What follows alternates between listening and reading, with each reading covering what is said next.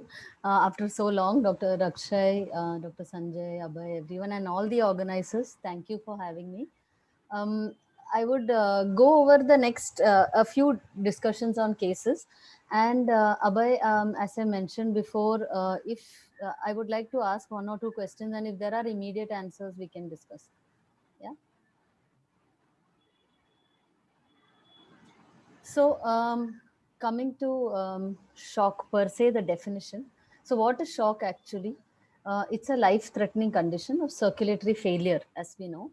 But what actually happens at the cellular level is the cells do not get the oxygen delivery that they need due to different reasons, and we'll go over that.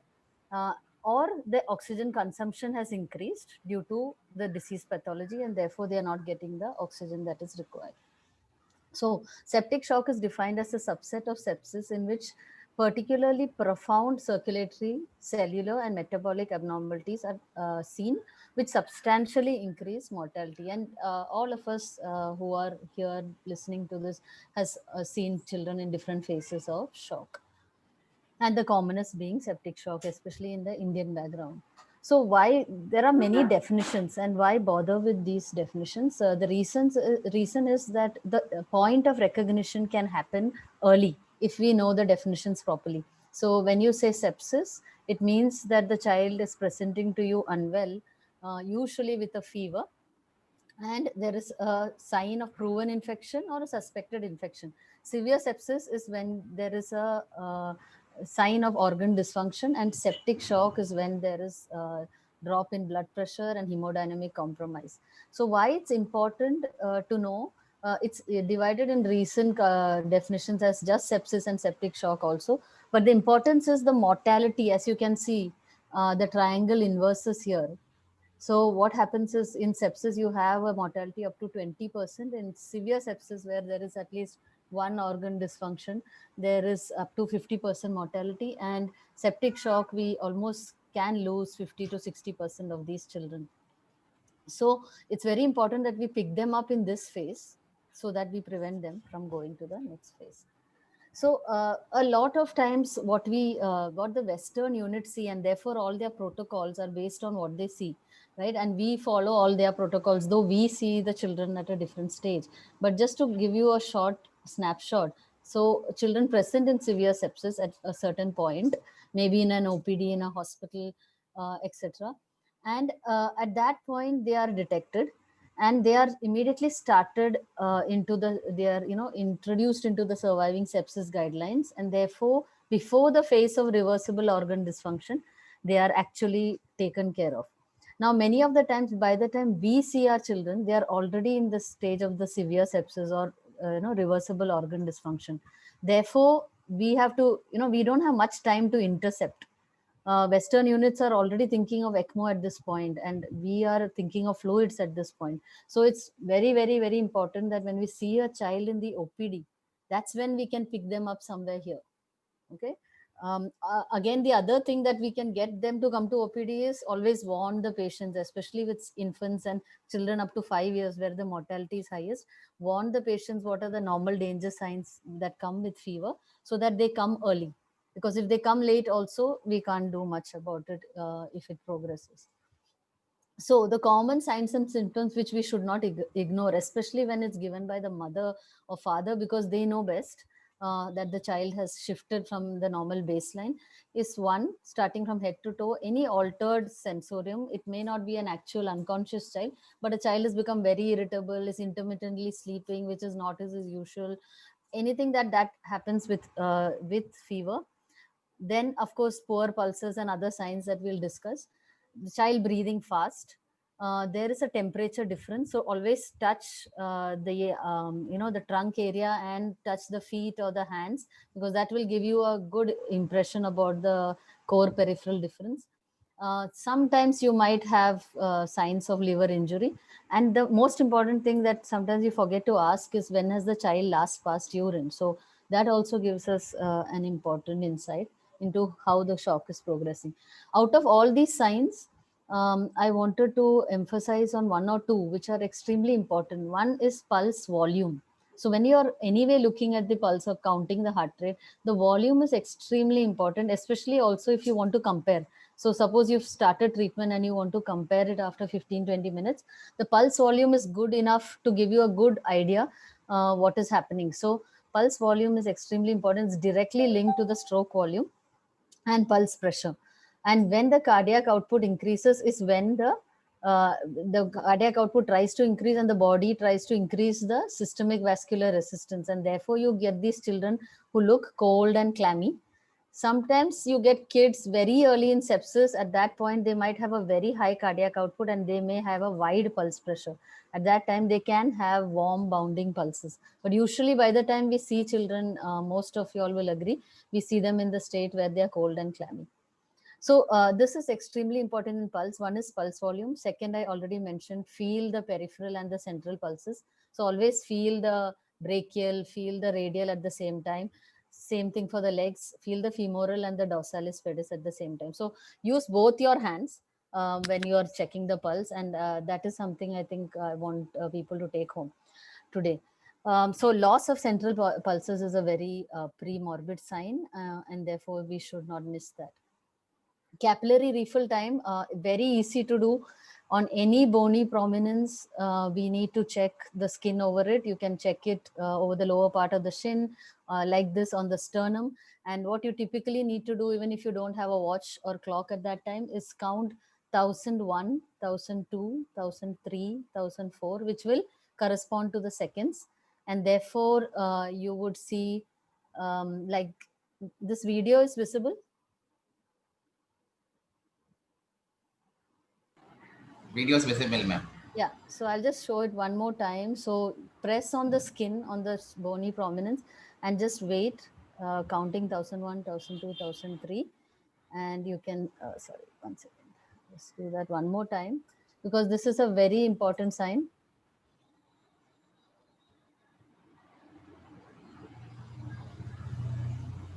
So in this baby, obviously it was instant. Yeah, so that is what that is normal. So up to 1 to 3 seconds is accepted, but more than 3 seconds, it's a very important marker for early septic shock. What are the general principles that we follow? So, like I said, oxygen delivery is not happening. So, we need to increase the oxygen content of the blood. And what increases the oxygen content? If some of you residents, etc., here, you would know the formula is hemoglobin multiplied by 1.34 multiplied by the saturation. Plus the dissolved oxygen. So we don't count the dissolved oxygen. We take care of the saturation by giving FiO2 in the form of non-rebreathing mask, etc. We take care, if required, by ventilating and giving blood if the child is anemic. The second thing that we have to do is we have to improve the volume and distribution of the cardiac output, and therefore we use IV fluids, we use ventilation. PPV is positive pressure ventilation, and we use vasoactive agents, and they can be vasopressors, which are like pure vasoconstrictors. You can have inotropes, and you can have drugs which do both inotropy and vasodilatation. So we'll discuss briefly on that, and if there are questions at the end, I'll go on to the details for that. The second thing that you also have to do is reduce the oxygen demand. I will show you a nice flow chart at the end of it to remember this. Reducing the oxygen demand, how do you do that? So you control fever, the child is extremely anxious, and take care of pain and the source of pain. Like if it's coming from an abscess, from a huge boil or something which is the source of the infection, or a wound, you need to take care of that. And the increased work of breathing. So you can do that by using NIV, you can do that with CPAP, and many of us are very familiar with using non-invasive methods. You can even do it with a regular high flow oxygen also in the initial phase. Correcting metabolic derangements, again, extremely important. So which means correcting your calcium, glucose. This is very important in a newborn, because in a newborn, calcium works like a inotrope. Do not forget other important electrolytes, and of course, if possible, get a blood gas, because in the recent guidelines they have included lactate as a marker that you can follow. Okay, so we'll come to that as well. Then the most important thing is not that you see early shock, you give your fluids and you don't just can't walk away. So you will have to keep time which is allotted to that baby. Either you have to do it yourself or have people who can manage this child subsequently. So giving frequent reassessment is extremely important in these kids. And then of course lab studies to find out where the infection started from, etc. So what we will be covering over the next 15-20 minutes is a very brief part of the surviving sepsis guidelines. There are actually around 77 recommendations, and we would be covering only around 10 to 15 of them, which are in the first R, because this is the GEM course, which focus on the golden R. Basically, what we are going to look after are under these headings. We just learned that we need to recognize the site of the infection. Now what we'll cover is how to give fluid resuscitation, antimicrobial therapy, how do we manage hemodynamics, and a small pointer towards ventilation and some adjunctive therapies. So all of you are familiar. I put this up because we are all familiar with multiple conferences where we keep showing you this graph. But I will just break this down. This is the flow chart you generally follow. There are many available which are very similar. But this is what we generally follow. If you see in the first 0 minutes, I'll just show you.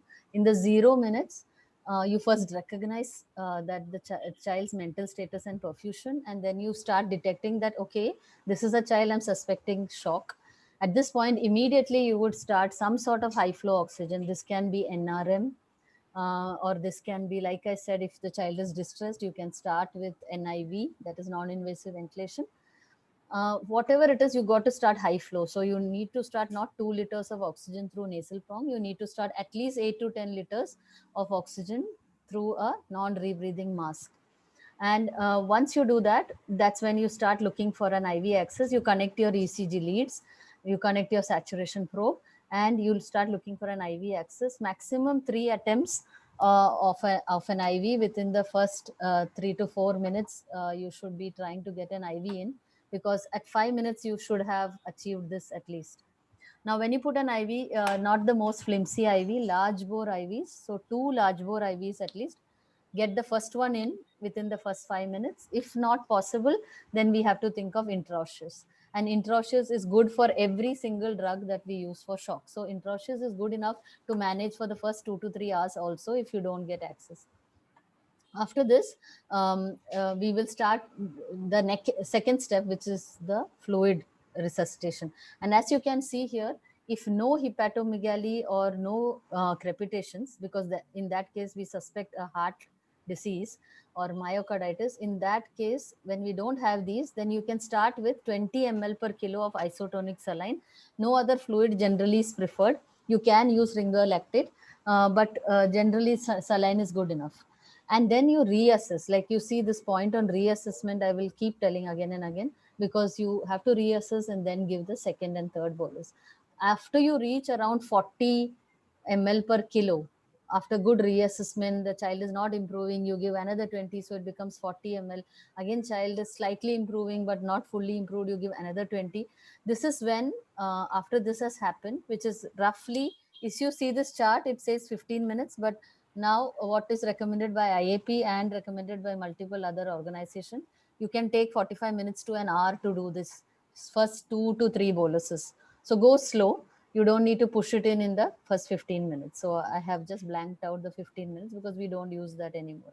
This is also when you correct your hypoglycemia and hypocalcemia, if you manage to get a gas which shows you the ionized calcium. Begin your I'm very happy that I'm following the talk by Dr. Akshay, because it's extremely important, like he mentioned, to begin antibiotics here. So if possible, in the first hour itself, when you suspect sepsis, start the most broad spectrum antibiotic. Most of the times a monotherapy should be good enough. After you've done 40 to 60 ml per kilo, this is the kind of time when we need to think of transfer if you are in a smaller center, because things can go very fast after that. They can deteriorate very, very quickly and go into a fluid refractory shock, by when you will have to start some epinephrine. This you can start at the peripheral center, even in a peripheral IV. And once you start it at around 0.05 to 0.1 microgram per kg per minute, you slowly increase that.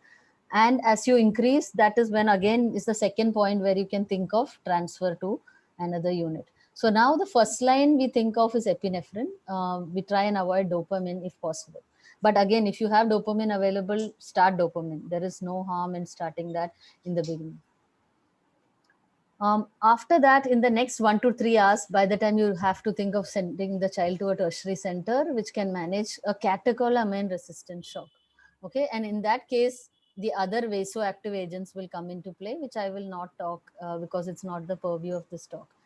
And after we've reached persistent catecholamine resistant shock, that is after adding at least 1 or 2 vasopressors, then we think of things like ECMO. So that is the final stage, which is why the child is better monitored at a higher center.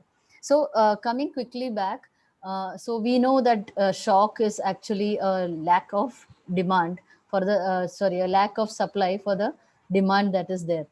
And these are the things that we all are going to focus on. So we want to increase the oxygen delivery, which will, which we need good cardiac output. We need a good hemoglobin. We need good oxygen saturation. So all of this we can do by giving oxygen, if required, blood. For cardiac output, what do we need? If it's an arrhythmia causing the decreased cardiac output, we have to treat that. If we need preload, we are going to give fluids. If we have to increase the contractility, we'll use an inotrope. And sometimes we'll need to reduce the afterload, and therefore we'll use agents for that. We need to also decrease oxygen consumption, so we treat our fever, shivering, and other issues accordingly. What are the different types of shock that we all see? So generally, gastroenteritis, or that's the commonest thing which causes hypovolemic shock, but you can also have trauma which causes hypovolemic shock. And generally these patients will present with hypotension. Earlier they may not have hypotension, they might just have tachycardia, a thready pulse, and they may still maintain their blood pressure. So blood pressure can be the very late sign, so do not wait for drop in blood pressure. In these cases, they have decreased cardiac output, and they have an increased systemic vascular resistance, which means a cold child basically. Cardiogenic cases, there would be hypotension and tachycardia, again decreased cardiac output and an increased SVR. If it's a neurogenic case, okay, so when there is neurogenic reasons for shock like a spinal shock, etc., in these situations you would have hypotension, bradycardia, a warm dry skin, and these children will have, warm bounding pulses, which I mentioned before. And the similar thing can happen with an anaphylactic shock. Now in sepsis, we kind of see a combination of all these at different stages. So you might see decreased cardiac output with decreased SVR. Before that, you might see increased SVR. So it's very important to recognize which phase your child is in. Now coming quickly to the first case, it's a 1-year-old infant brought by a mother with history of vomiting, loose watery stool for 2 days, and poor feeding and activity since 1 day. The child hasn't passed urine, according to her, in the last 12 hours. So, what are the two or three important things? If I might ask, if somebody can just type it out, what are the 2 or 3 important things that we see here, which is worrying, which can hint towards shock? I'll just wait for 5 seconds. If there are no answers, we'll go ahead.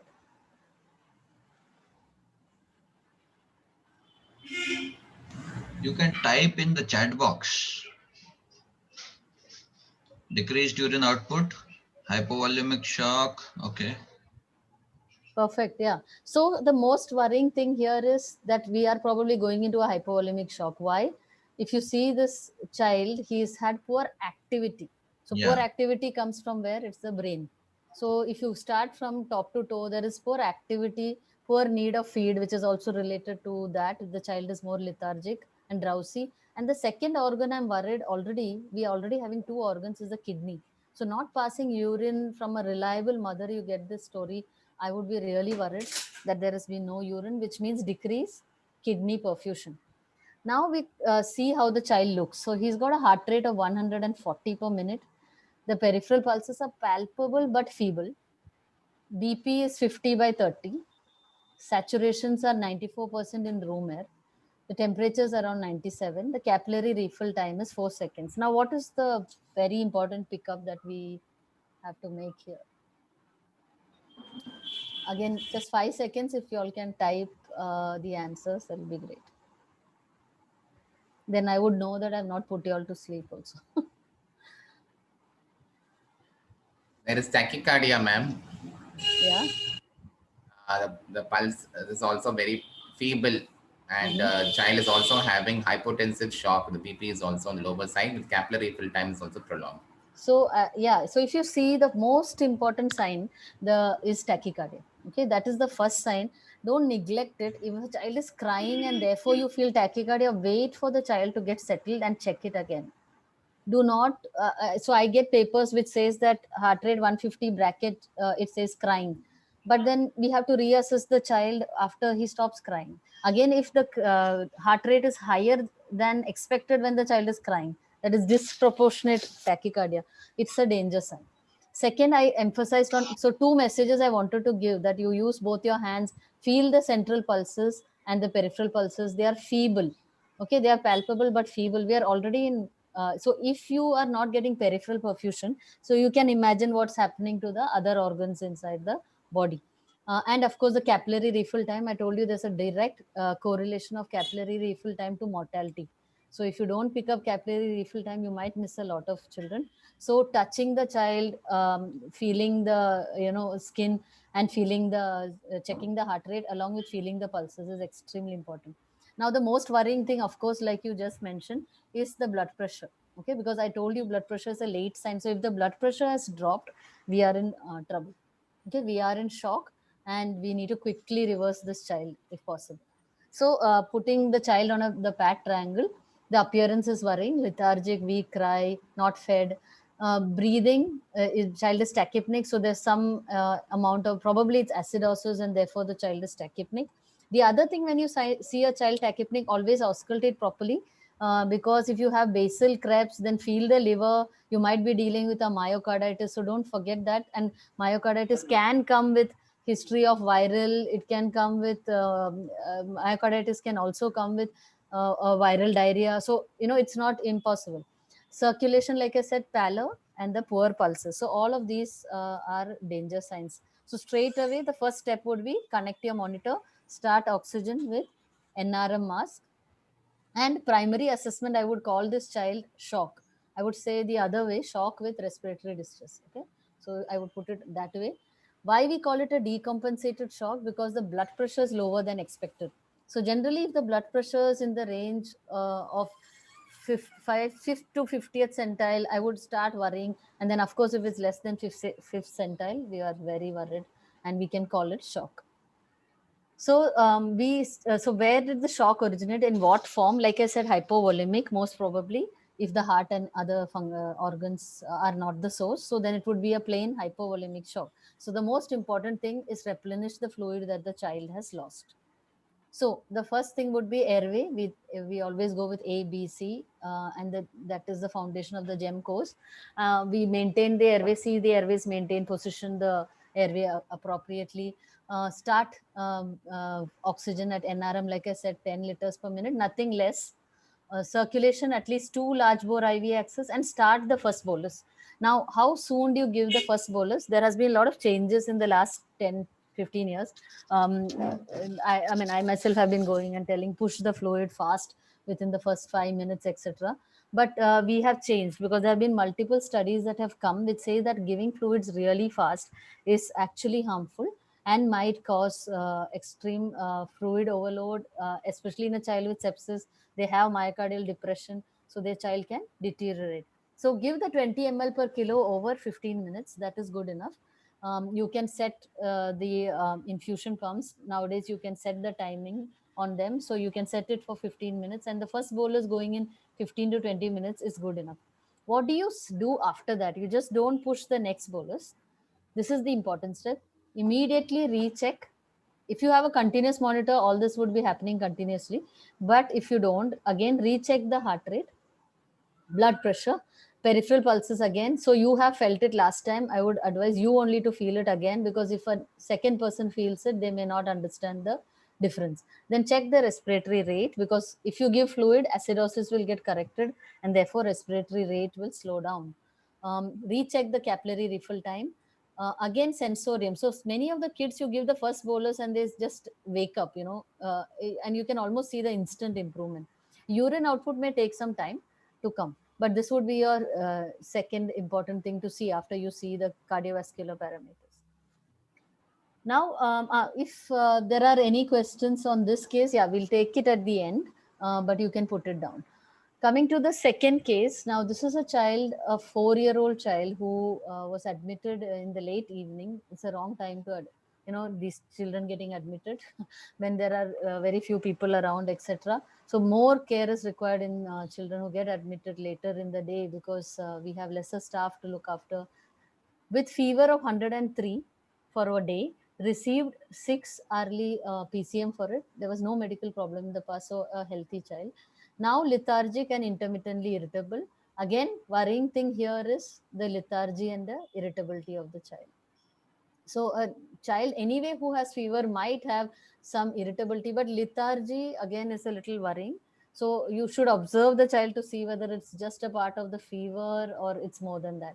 So the initial assessment actually in this child showed that the breathing was, when they assessed after this initial history, they found tachypnea and pale and mottled skin. So somewhat similar like the other child. So compromised circulation. Again, first step, start oxygen with a NRM mask. Okay, so that's the first thing you do, because oxygen delivery, you directly give oxygen and improve the oxygen delivery.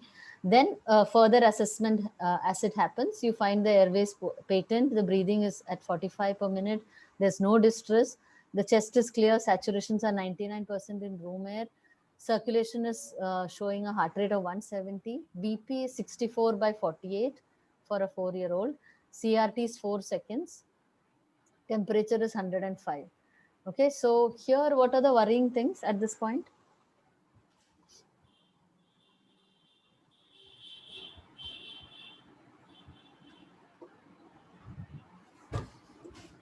The BP is low, ma'am. Yeah, BP is very perfect. low. Anything else? And tachycardia is there. Child is also febrile. Tachypnea. Circulation, blood pressure are the two responses which we received. Yes. Tachypnea, hypo, CRT, lethargic fever, heart rate.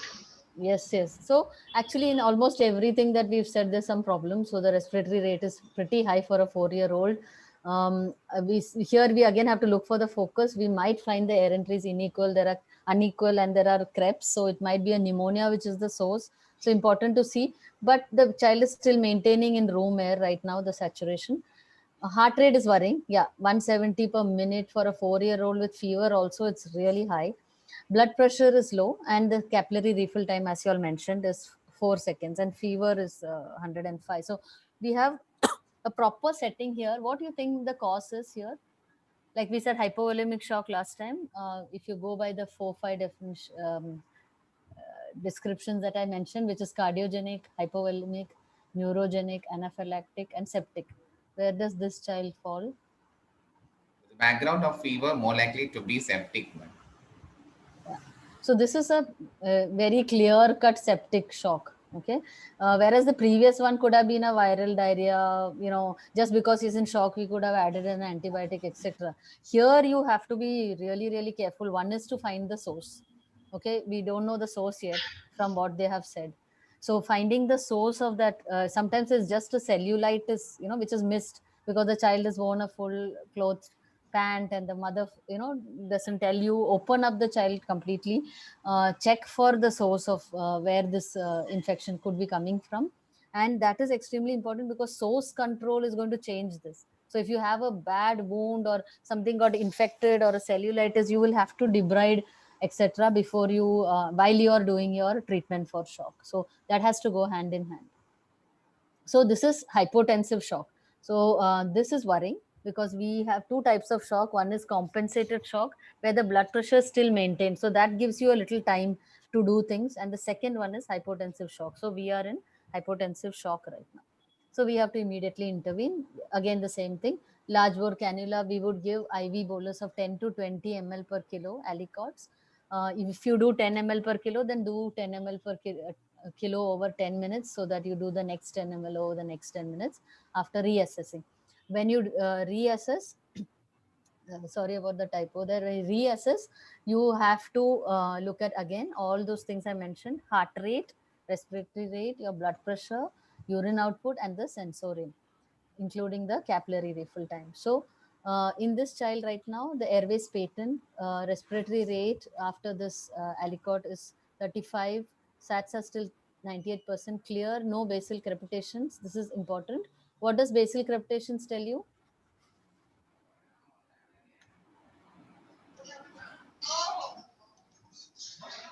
Pulmonary edema. Yeah. So if a child is going into pulmonary edema after the first 10 to 20 ml per kilo, what could be the cause? One response was cardiogenic shock. Right. So we might have missed a cardiac focus as well, septic shock with a cardiac involvement. Many times we see this in shock like dengue, now in COVID, we see this kind of picture where we give around 10 ml per kilo and the child just goes into failure. So extremely careful to watch that. The heart rate has come down. So there has been some improvement. There is some verbal response now happening. So there has been an improvement. But still we have not come back to normal. Okay, would we call this fluid responsive or not?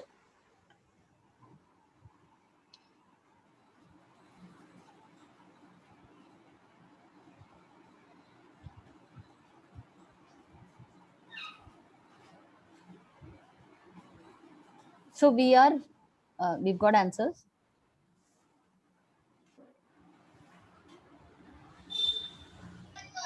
No, yes,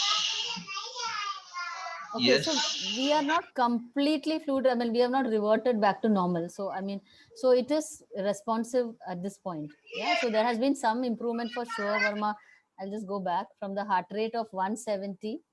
We've improved to some extent, though this has almost remained same. Okay, so there's been a improvement in the heart rate, but the blood pressure and the capillary refill have not fully improved, which means I can still give more fluid because I'm not getting basal crepitations. My liver has not enlarged in size. So here I would repeat a 10 ml per kilo. You would be also okay if you repeated a 20 ml per kilo. When I say reassess after the fluid, you can even reassess while you're giving the fluid. So after you finish 10 minutes of the fluid, while it's running, you also can reassess and stop it if you are worried. The second most important thing, and Dr. Akshay alluded to it, is broad spectrum antibiotics. Here you don't have time to think this is gram negative, gram positive, what this. You have to think about the most common bacteria that can cause it. So generally, if you're getting a child from the community, you would cover for a community acquired sepsis. So generally, a ceftriaxone is good enough to cover most of the bugs that we see, even if the source is respiratory. So starting monotherapy with ceftriaxone is also good enough, unless you have some setting where you're worried, like an immunocompromised child or a child just been in hospital, so could have a multi-drug resistant bug. Then in that situation, you might worry and change the antibiotic according to that situation. And that has been covered, so I'm not talking about it. But remember, so two things highlighted within 1 hour, and he mentioned how the survival improves. So every hour of delay in antibiotics increases mortality by 7.6%. So every hour you delay, you lose that many more patients. Important thing is, do not forget to collect the culture again. But if you're not getting IV access, the second IV access to collect the culture, don't waste time. You can give antibiotics, but preferably do it, because then you won't know what to do later on, because you won't know which bug it is, and therefore you won't know what is the duration and which is the kind of antibiotic you need to tailor. So always blood culture and within first hour. Yeah, and by now we've 30 minutes have gone by, because initial assessment happened, we started oxygen, then we had a second assessment after the fluid bolus, and then we are now at 30 minutes of the algorithm. So next step, whether we should do third bolus or inotropes. Okay, so we've come to that phase now. So what does the surviving sepsis guideline say? That once we are not in, suppose we are not in a PICU kind of setting, and we've reached 40 ml per kilo, we need to titrate to all our clinical markers like we did.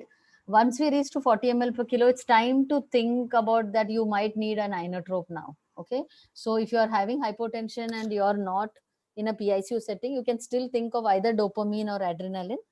If you're more comfortable dopamine, you can start that. If you're not in a PICU setting and you have no hypotension, then don't start a bolus. I mean, just because the capillary refill time is prolonged, also look at the ambient temperature. Sometimes in the winters, in the northern countries, etc., northern states, etc., They would be coming from a cold setting. So look for all those things before you push in a fluid. So preferably giving a fluid when you have a low blood pressure would be preferred. If you're in a PICU setting, yes, we do go up to 60 ml per kilo. Sometimes rarely we have gone to 80 ml per kilo, and all depends on what we find when we reassess after each bolus. We stop immediately when you find fluid overload. So that is basal crepitations and worsening. Type of fluid, there has been lot of studies, albumin versus crystalloid. People have given FFP versus crystalloid. So different studies have been done, and it's been proven that 0.9% saline is good enough. But if you have reached 30 to 40 ml per kilo, the chloride load increases because you're giving 0.9% saline. So at this point, now you have these balanced fluids, which are plasma light, etc., which you can consider using. And especially in cases like DK, where you have this problem with hyperchloremic fluids, hyperchloremia. So this is the point also you have to think of hemodynamic monitoring. So I want to emphasize here, you might need a continuous arterial line, if possible a central line. But again, you can manage up to 40 to 60 ml per kilo without that. Because if you have these, then you can get all these readings quite continuously, like as and when you send the samples, a lactate, a central venous oxygen, which are things we use to monitor these children. So after 3 boluses, this is where we were. Our heart rate is 140 per minute. BP is 72 by 45. It's improved, but it's not normal for 4-year-old. CFT is still more than 4 seconds. X-ray is normal, so the source doesn't seem to be the lung.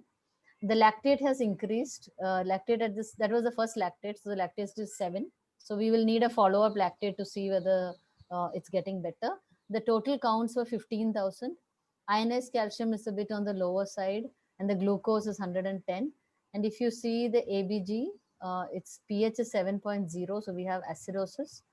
And so we look at what is responsible for the acidosis. And if you look at CO2, it's low, so that's not responsible. The bicarb is low, so bicarb would explain this acidosis, right? And that would happen in sepsis. So giving bicarb is not the solution.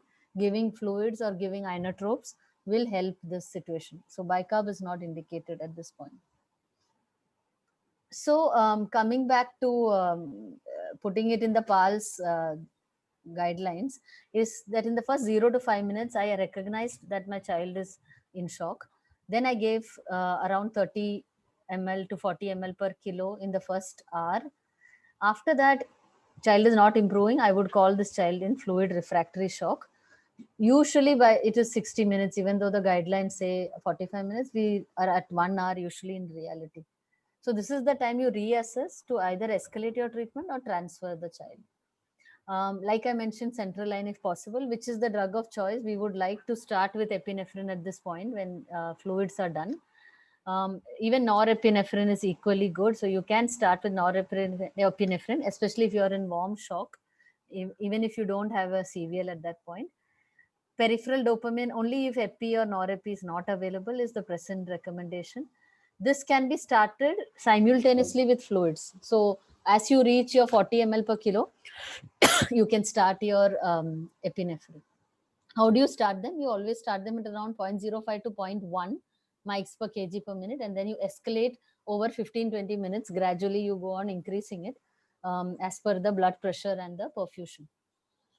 If you start dopamine, I would recommend you to always start it at 10 and then think of bringing it down, and don't start it at 3 and 4 and waste time. So 5 to 10 in that range, usually we start directly at 10 and titrate it every 10 minutes. Now, after all these interventions were done, the BP was 84 by 52, heart rate was 140, CRT had become now around 2 seconds, urine output had improved, and the mental status was better. Where does ventilation play a role? So for this child, he improved, but for children who are not improving, this is the time also we think of intubation. Why? Like I mentioned in my first flow chart, we are taking away the aspect of oxygen consumption. So it offloads almost, when the child is very distressed, almost 40% of the cardiac output is taken up by the respiratory muscles to help with the work of breathing. So you can take away that if you start helping the child either by early NIV or intubate early. When you're intubating, always to do it with a very skilled person. Some of these children can arrest at the time of intubation. So load the child with fluids before this if required, and keep a inotrope ready. I would also keep a adrenaline ready in a syringe, the resuscitation dose, because if they arrest, you have it. It also, like I mentioned, it also removes the afterload from the heart. So the child actually, the blood pressure improves. And of course, directly it improves oxygenation and carbon dioxide. So all of these reasons, you can ventilate your child early, or at least start with a good pressure support. What do we do further if this child then did not get better and had come to a advanced ICU? Is at this point we would think of other things, like, so we would add on the second inotrope or the second vasopressor. We would then take care of the airway. Sometimes we need to give these children hydrocortisone if they are still hypotensive after the second vasopressor. And rarely we use vasopressin, but sometimes we do need to use it to reach these therapeutic endpoints. And we follow the therapeutic endpoints with either central venous oxygen saturations or lactate, because lactate is a direct marker again of mortality. So if your lactate is increasing while your resuscitation is going on and your perfusion is not improving, it's a very bad sign, and the chances of salvaging that child might become remote. If the hemoglobin is less than 7, the present recommendation is to transfuse the child only if it is less than 7 and the child has unstable hemodynamics. So whenever you see a child who's not getting better after 3 fluids, okay, and maybe the first inotrope, you need to think, why is this child still hypotensive? Why is he not responding? Am I missing something else which is causing shock? And for that, all these things will help, like your other ancillary tests like echocardiogram, your USG abdomen. As I mentioned, source control. Have we missed a source, which is the cause of this infection? Because unless you take care of the source, the child won't get better. And sometimes intra-abdominal hypotension, so hypertension, which is due to ascites or fluid leak. You can have a very high intra-abdominal pressure where there is third spacing. There might be a tamponade which we are missing, a pericardial effusion or pleural effusions, any hemorrhage that is being missed, and then of course arrhythmias and other conditions which we are missing. So when the child is still hypotensive after the initial management, which will be fluids, 2 to 3 fluids of 10 to 20 ml per kilo, and after that you would start your epinephrine. And then if your output is still low and your markers are bad, then you would start norepinephrine and vasopressin. At around 90 minutes you would add vasopressin. Steroids also have a role, and I mentioned steroid earlier. We would give hydrocortisone, normally 2 milligrams per kilo per dose, every 6 to 4 hourly also sometimes. So basic dose is 50 mg per meter squared. So in a catecholamine resistant shock, think of this, especially with smaller children, they have a risk of relative adrenal insufficiency.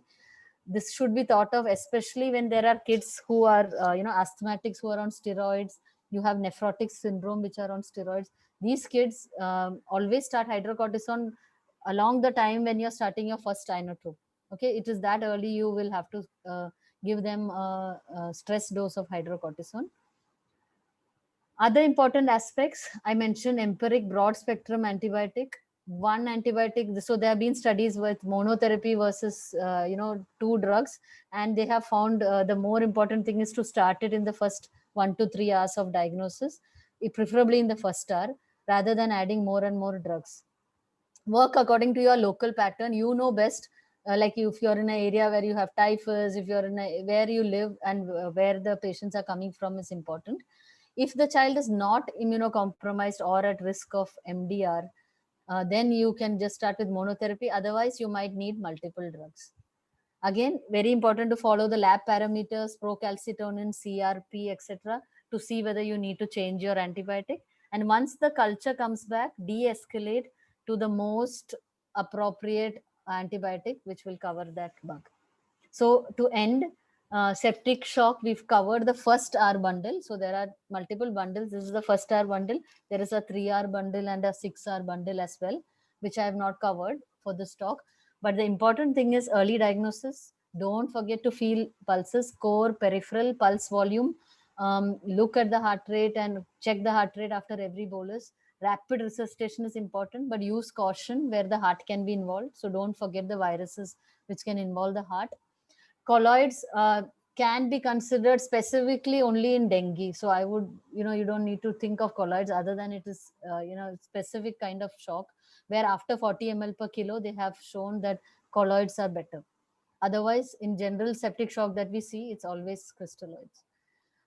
Peripheral or central inotropes, after we've given 30 to 40 ml per kilo of fluid, switch to central ASAP if shock does not resolve. So if possible, immediately get a central line. You can call an anesthetist, anybody to get the access in. First are antibiotics we talked about. Now I just end with this. This is something that is relatively new. It's called SOSD, because earlier we would only talk about the salvage part, which was saving the life, which is the resuscitation that we do in the first 12 hours. But it's extremely important to also optimize. So take away drugs that you don't need as the child is starting to get better. That is very important. Then stabilization, so that you're not giving too many drugs and too much fluid, and then you end up with fluid overload and other problems. And the phase of de-escalation, where you have to de-escalate the fluids you're giving. You may need diuretics at this point. Usually this is around 24 hours. And also you might need to de-escalate antibiotics and think of nutrition. Okay, so do not forget nutrition again in this whole thing.